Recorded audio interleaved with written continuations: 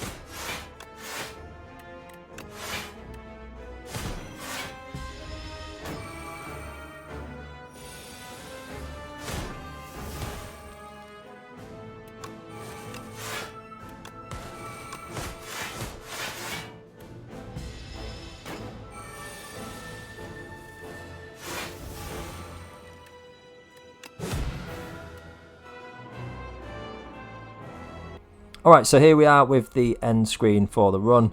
We've got a slightly bigger deck again of 19 cards. We didn't quite manage to trim out all the cards we wanted. We ended up with 3 strikes, which we didn't really need, and 3 defense, which we absolutely didn't need. This is a very aggressive deck that relies on a couple of key powers to get rolling, but after that you're kind of free to use whatever good attacks that you fancy. Whirlwind is actually probably one of the best attacks which we didn't have in this deck, but we'll talk a little bit about the cards we're missing and see what else we could have added in.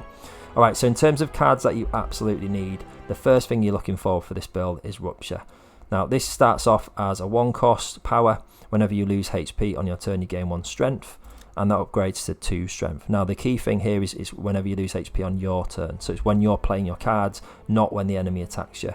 So we've got to then, once we play this card, I guess the only downside of it is it doesn't actually do anything on its own, but it synergizes really effectively with a couple of other cards that we've got in the build. So we need to keep our eyes out for cards that do damage to us, and then that will help to increase our strength very quickly so we can do lots of damage and close out the game pretty quickly.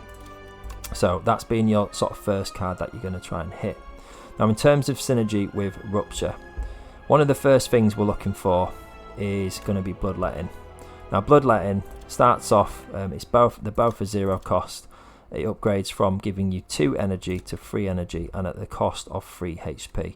Now 3 HP seems like quite a lot, but bearing in mind you're probably only going to pop this probably a couple of times in the game. So the 6 HP that you're regenerating essentially just gets paid into Bloodletting. But the reason why we don't mind about that is because it's given us a full energy's worth, like a full turn's worth of energy to play on other cards, which is a really powerful effect. It means if we've got a hand of like 6 cards and they're all 1 cost, and we pop a Bloodletting, we can basically pay for every card that we've got in our hand, and that can allow for some very explosive plays or some really good building of defensive cards. So that 3 HP you pay is essentially going to be offset by the amount of block that you can build very quickly, or the amount of damage you can do to kill an enemy to stop you getting that damage in the first place. So this is a really good card. Actually works for a lot of builds, but in particular it synergizes very well with a Rupture build. So Bloodletting is one of the key ones. You see it all the time. It's a common skill. Please pick this one up, it's really useful. Now another power that we want to keep an eye out for is this one here, so Inferno. So it starts off as a 1 cost power. At the start of your turn you lose 1 HP. Whenever you lose HP on your turn, you're going to deal 6 damage to all enemies. This upgrades to 9 damage. When you think about a game, a battle where you've maybe got 3 enemies, then that is essentially another 9 damage that it's netting you with that upgrade. So it's not crucial, but it's pretty useful to do so. The reason why this is such a good one is because it's going to take the HP off us automatically at the start of our turn, meaning we're going to activate Rupture and we're going to be doing AoE damage to enemies as well. So it's a really effective AoE. It's going to happen every turn. It's going to help us ping down small groups of lower health enemies, but it's also going to push our strength up naturally as well. We've got a weird card that dropped in here in this run, and this is definitely not a key card. I wouldn't recommend really going out of your way to pick up Mangle. It's a bit of an odd one. It's a new card for Slay the Spire 2.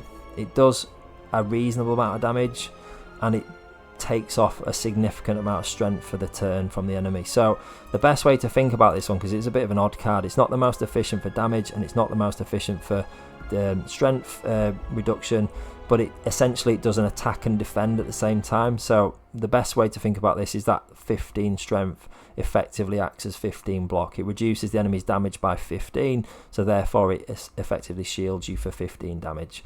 So it's a little bit of a trying to straddle 2 lanes kind of card, but it did end up working really well with another power that we picked up.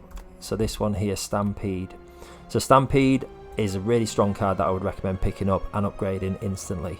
It works with a lot of builds, but in particular any build where you're trying to be very aggressive with your attacks. So the reason why this is so good is at the end of your turn, 1 random attack in your hand is played against a random enemy. Now it's random, which maybe you think that's not so good, but if you've got 3 attacks in your hand and one of them costs 3, you play the other 2, and then you don't need to worry about playing the third one. The free cost is going to be free, so this is why this is a really powerful card. So I would recommend, if you do get a Stampede and you upgrade it very quickly, then look to pick up a single attack that's going to cost you 3 that does a lot of damage, because you're going to get to play that for free on most occasions. In this case, Mangle, yeah, the damage is not the best, but having that 15 strength reduction ended up being quite useful on turns, especially against bosses where they were hitting the multiple attacks for high damage. Reducing their attack strength by 15 ended up neutering that incoming damage by quite a significant amount. So ended up being quite a good card, but definitely not one I would be looking to go out of my way for. One thing that I would pick up if you find it is Rage. So because we're playing a very aggressive style of build where we're doing damage to ourselves to increase our strength and do increasing amounts of damage to close the game out quickly, what we want to be doing is attacking a lot. So Rage is going to effectively replace any block cards that we're going to want to use to build our block. Just by playing a 0 cost card, any attacks that we play out are then going to give us 5 block. This also works really well against in any deck where you've got lots of multiple hit cards as well, because it will gain you multiple instances of block as well. So I really like Rage. If you can get 2 of them going and you upgrade them, it's highly effective and I would recommend it. Coming back to generalised cards that I would always recommend picking up, Shrug It Off, which you didn't manage to upgrade, just a really efficient block card and it draws a card. Works well in any deck for this particular style of build. We did need the odd block now and again, so Shrug It Off is a really good one to have. And then we come to Immovable, and I've said it in another video previously, this is probably one of the best cards that Ironclad has access to. I would put this in any build. The reason being, it's when upgraded, it's only 1 cost, it's quite easy to play out, and for the rest of the battle it's going to give you double block from the first card you play each turn. Now double block from a single energy, such as Shrug It Off, that's upgraded, it's going to give you 22 block for 1 after you've played it out the first time, which is just insane efficiency, and I would really recommend that you pick this one up if you get access to it. We ended up keeping our Bash, which we don't mind, like having Vulnerable is fine, and actually because of our scaling strength this ended up doing a lot of damage on its own anyway.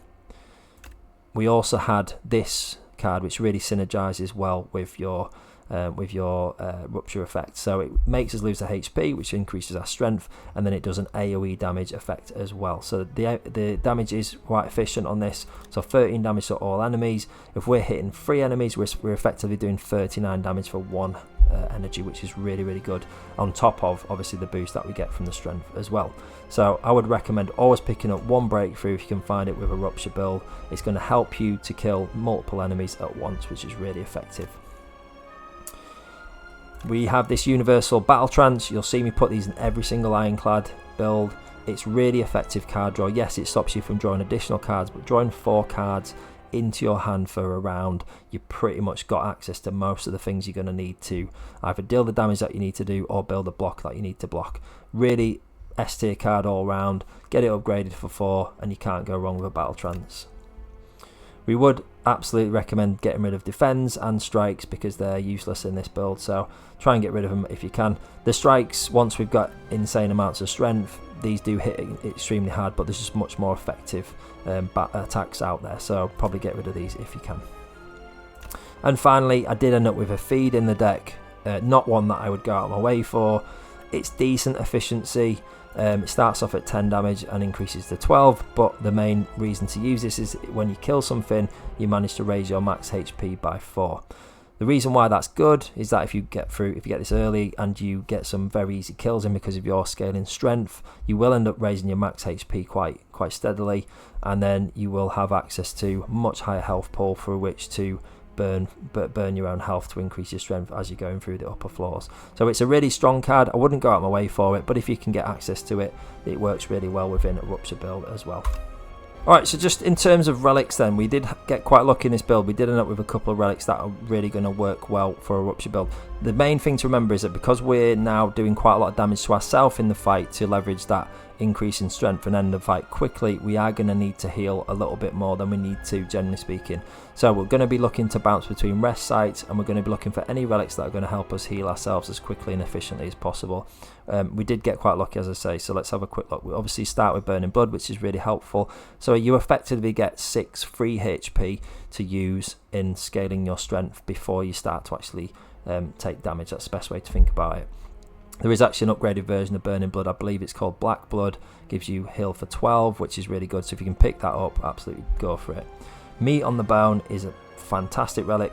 So if your HP is at below 50%, which it often will be in this kind of style of deck, we're going to be looking to heal 12 HP at the end of combat.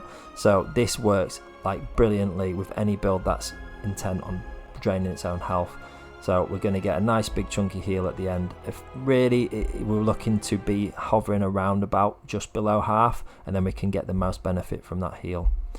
Meal ticket gives you 15 HP when you enter a shop. We're going to do that incidentally anyway, so this is just a nice extra bit of healing. Really effective if you can get that. And then we've also got Tiny Mailbox, which is from an event. Whenever you rest, procure 2 random potions. With the Ironclad, some of the potions that you can pick up tend to be, things like increasing block, adding vulnerability, weakness, but also there is I can't remember the name of it, but it's like a blood potion, I think, which gives you 20% healing. So if you grab one of those as well, they're always really useful.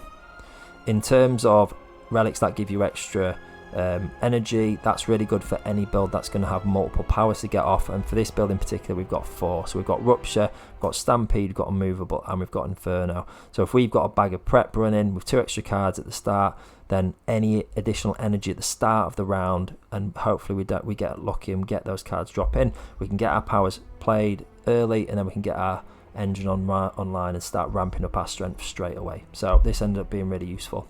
And Gremlin Horn is an absolute S tier. Anytime you kill an enemy, this is particularly good in the early stages when you're fighting multiple enemies. You kill an enemy, they die, you gain an energy and you draw a card. With our strength scaling and the way that our attacks work, generally speaking, we may kill an enemy, draw a card, and then be able to kill another one straight away, and that can snowball from enemy to enemy. You could kill an enemy, draw another card, kill another one, draw another one, and close out the battle pretty quickly. So Gremlin Horn is really, really good. And this one is also really useful. So adding an extra additional free strength while your HP is at or below 50%, which we often will be, works really well in tandem with Meat on the Bone, because we can, it's a bit of a non-bow, but at the same time, if our intent is to drain our own health to be below 50%, then we're going to get a nice big heal, and then in the battle we might get hit a little bit, and we're also going to be draining our own health, and we end up below 50, and then all of a sudden we got that boost to strength again.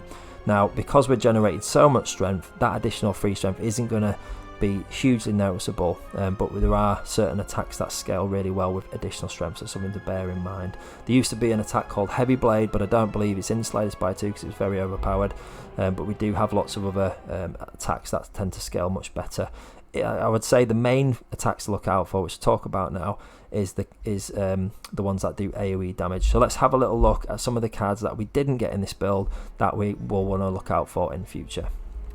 Alright, so there is a number of cards that we didn't get on this run. As I mentioned, there's lots of cards that synergize really well, and your deck can look quite different to the one that I've got. As long as you've got the main things of having Rupture, possibly having an Inferno in there, and then possibly just having a main attack card that does damage to yourself. You can kind of run it like that, but you probably have a few more efficient options available to you that I didn't actually pick up in my build. So some things to keep an eye out for. Hemokinesis would act as your single target damage.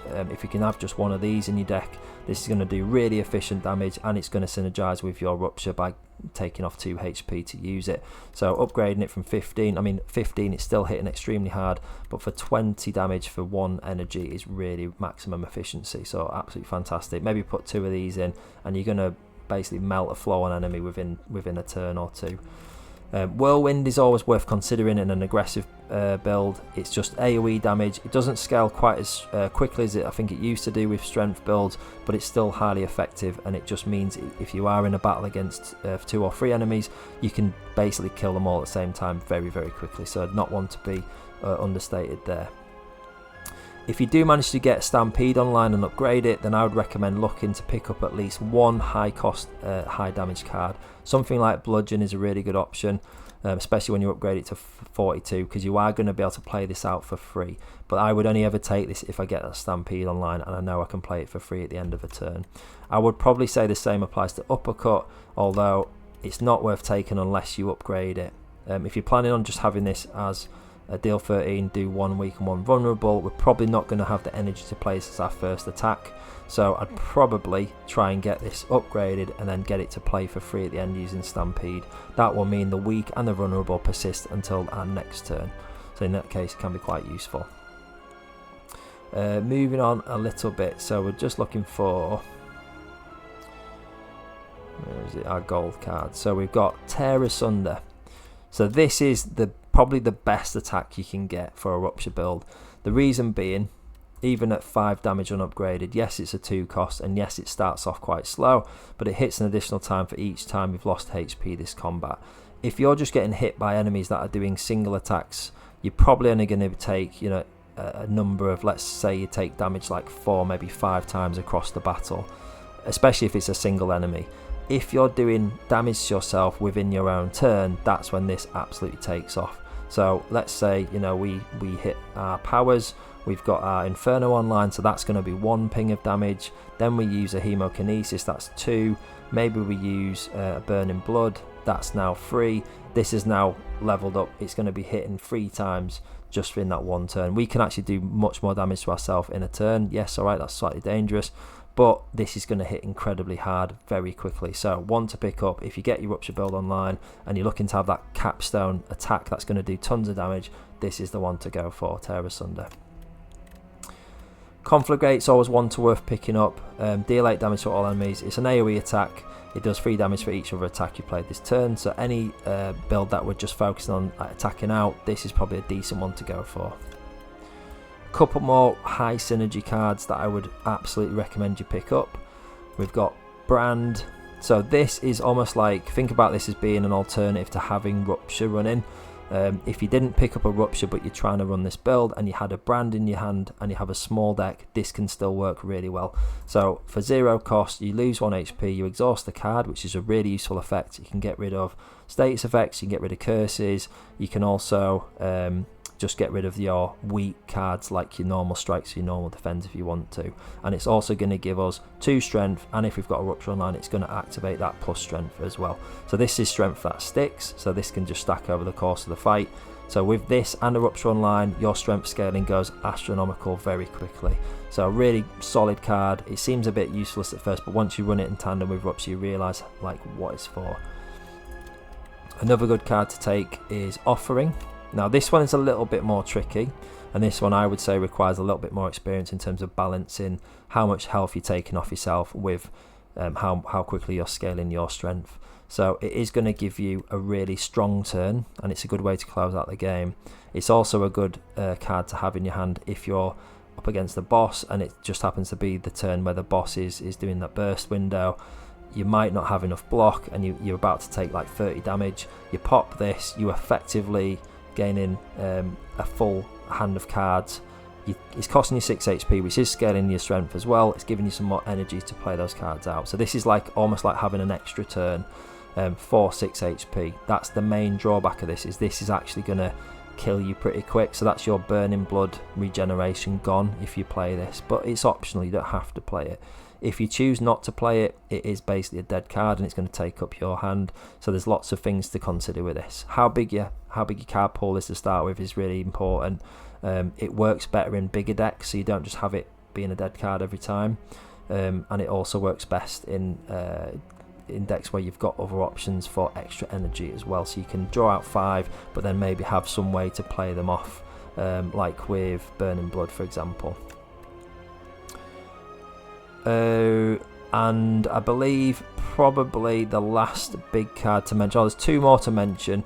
I'll talk about first of all Crimson Mantle. So this is definitely in the S tier pile. It synergizes amazingly well with your Rupture. It's perfect. It gives you 1 HP loss, which is going to scale your strength, and it gives you insane amounts of block every single turn. An absolute S tier card. I put it in any build, but this is best in a Rupture build. Absolutely pick this up. This is going to help you survive almost on its own. So absolutely amazing card if you can get Crimson Mantle in your build. And finally, I'm going to talk a little bit about Demon Form. So this is an interesting one. So Demon Form is probably one of the first cards I found in Slay the Spire where I was like, oh, this is insane. You get free strength every turn, but it's a little bit of a trap. So it starts off, you play this for free, and then every turn you're going to generate 2 strength over and over and over again. So turn 1 it's 2 strength, turn 2 it's 4 strength, and so on. Now when you upgrade it, you get 3 strength, then 6, then 9, and so on. The main issue with this is that early on, if you grab Demon Form, you're just not going to be able to play it. And if you do play it, you're going to regret playing it. You're going to have a turn, usually where the enemy's attacking you. You're probably going to want to use your energy to block, and you've got this in your hand. So you've got to balance, do I want to take all that damage and get my Demon Form online, or do I want to use it for my block and have Demon Form being a dead card that's going to come back into my hand? It's going to take up a card slot that, in a hand where I need something else, and it ends up being like just a card that you don't play, especially in the first floor. If you hit a pyre or you hit some way of making this a reduced cost card, it is really, really powerful. However, I would say I don't usually pick up Demon Form. It's not a particularly fast card. With Rupture online and lots of cards that are going to deal health damage to you, we're going to actually scale our strength much quicker than just receiving free at the start of the turn. So I don't see this as a strong card at all. I think it can work if you find yourself with a build that has access to lots of energy very quickly. If you have a relic that gives you extra mana at the start of your first turn, for example, and this drops in, playing it out can help you win the game very quickly.